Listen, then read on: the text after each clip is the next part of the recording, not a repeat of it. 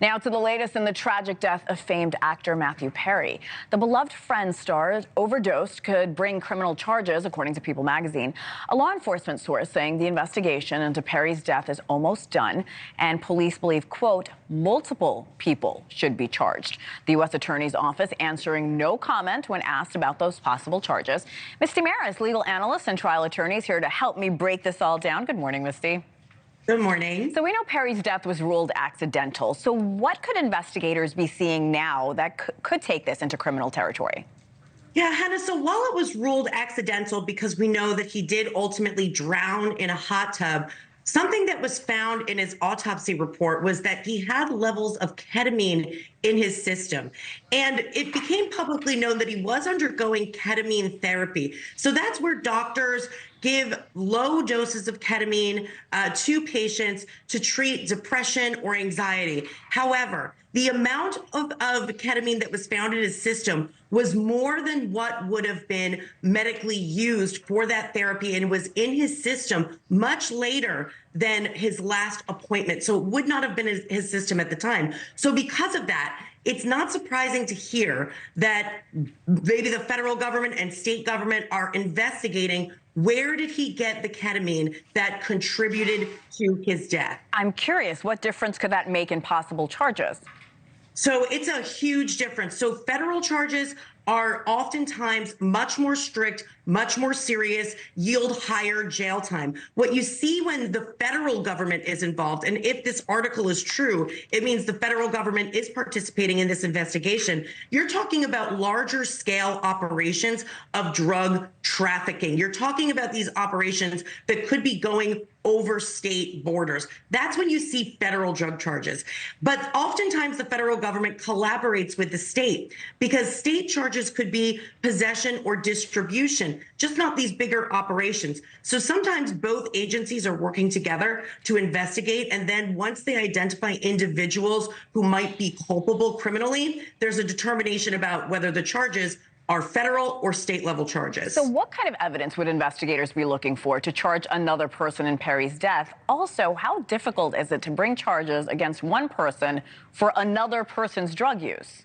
Yeah, and this is a very controversial thing. So what the evidence is going to be is what came of the search of Matthew Perry's home.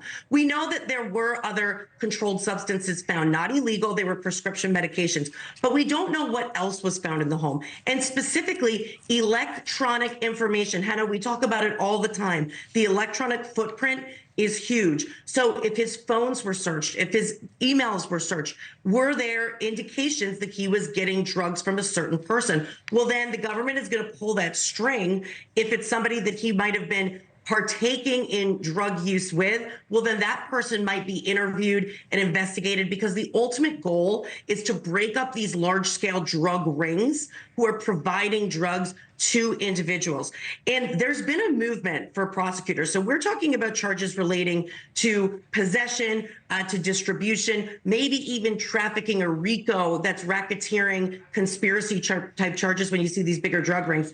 But there's been a movement of prosecutors to charge overdose incidents as manslaughter. And that's because of the crisis that's happening in the United States with respect to fentanyl and opioids. So that is something that's possible, but it would be a very fact-specific scenario. Can I ask you another question on what you just said? Michael Jackson's doctor, Conrad Murray, was famously convicted for involuntary manslaughter for Jackson's death. It was also a ketamine overdose. Could Perry's doctors be at risk for prosecution? If there are facts to support that. So if he were receiving fentanyl outside of what was medically prescribed from his doctors, well, then you have a pretty similar case to what we saw with Michael Jackson. And think about that. That's back in 2011. Now there is such a different, that was a case of first impression then. Now there are many, many cases which are charging overdose deaths as manslaughter. But when it comes to a doctor, they're in a unique position to understand somebody's medical history. And so the fact that Matthew Perry was a drug addict, and if he were to be receiving ketamine outside of what would be medically administered from a medical point of view, and something more, and he was given that from a doctor, well, then yes, certainly you could see higher level charges relating to manslaughter. Now, you could see that against others who were actually doing drugs with him as well. It's all about whether or not there's a known risk and that risk was overlooked. Again, though, when you're talking about drug users, it's a very, very sticky situation because many times those people are addicts as well. Right. And so sometimes you see them go into diversion programs, which means get the treatment they need in exchange for information about where they're actually getting the drugs. So many people have questions about this case. Misty, thank you so much for breaking it down for us, Misty Marris. Thanks, Hannah.